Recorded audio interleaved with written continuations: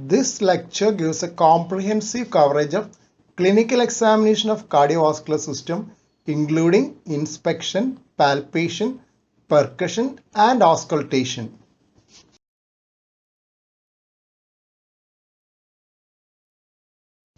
Now we will move on to percussion of the precordium.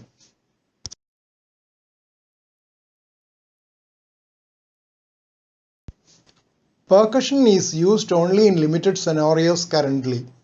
Three important aspects of percussion are: 1. Left border corresponds to the apex beat.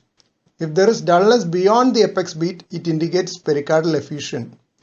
But it may be difficult to palpate the apex beat in severe pericardial effusion. 2. Right heart border within right sternal edge. Dullness beyond right sternal edge may indicate right atrial enlargement in the lower part and aortic root dilatation in the upper part. It is necessary to percuss out the upper border of liver before eliciting this sign. 3. Dullness of second left intercostal space close to sternum. Dullness in second left intercostal space usually occurs in severe pulmonary hypertension with dilated pulmonary artery. It may be noted that a mass in this region can also produce dullness. Precordium is generally divided into 4 auscultatory areas, but other areas may be checked in specific situations. The common auscultatory areas correspond to the location at which corresponding valvular events are better heard. Aortic area is also called primary aortic area, as there is a secondary aortic area along the left sternal edge. Primary aortic area is the second right intercostal space close to sternum. Pulmonary area is in the second left intercostal space close to sternum. Tricuspid area is lower left sternal edge medial to the apex beat, while the mitral area is at the apex beat, usually within the midclavicular line in the fifth left intercostal space. Other auscultatory areas can be used in specific situations, though not in routine clinical examination of all cases. Erb's area, third left intercostal space close to sternum, where the murmur of aortic regurgitation may be better heard. This region is also called secondary aortic area. Rogers area, fourth left intercostal space close to sternum, where the murmur of small ventricular septal defect, that is Melody de Roger, is heard. In addition to these, certain regions are auscultated when specific lesions are suspected.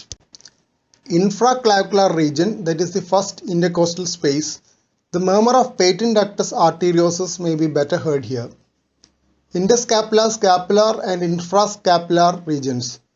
Collateral murmurs and the bruit of coarctation of aorta may be checked for in these regions.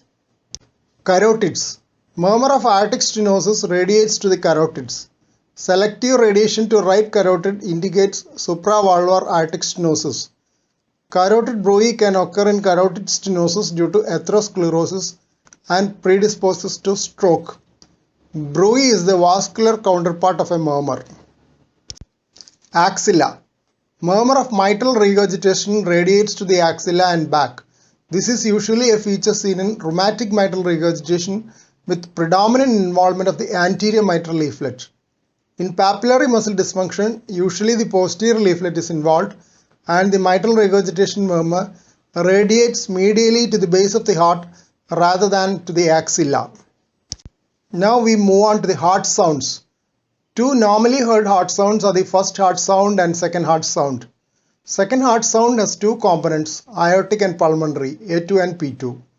Normal A2 is heard in all auscultatory areas, while normal P2 is heard only in the pulmonary area. If P2 is heard at the apex, it can be considered as loud P2. Normal split of second heart sound closes in expiration and is audible only in inspiration. If it is audible both in inspiration and expiration, it is called wide split. If the split increases in expiration and closes in inspiration, it is paradoxical split. Wide fixed split is audible both in inspiration and an expiration without any change in the A2-P2 interval. Third and fourth heart sounds are usually heard in pathological conditions, but a third heart sound may be normal in children and in pregnancy. Similarly, an S4 may be commonly heard in the elderly. When S3 or S4 is associated with tachycardia, it is called a gallop rhythm, either S3 gallop or S4 gallop. S3 gallop is also known as protodiastolic gallop. S4 gallop is otherwise known as presystolic gallop. In tachycardia, S3 may fuse with S4 and produce a summation gallop.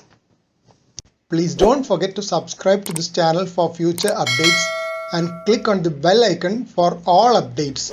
Thank you.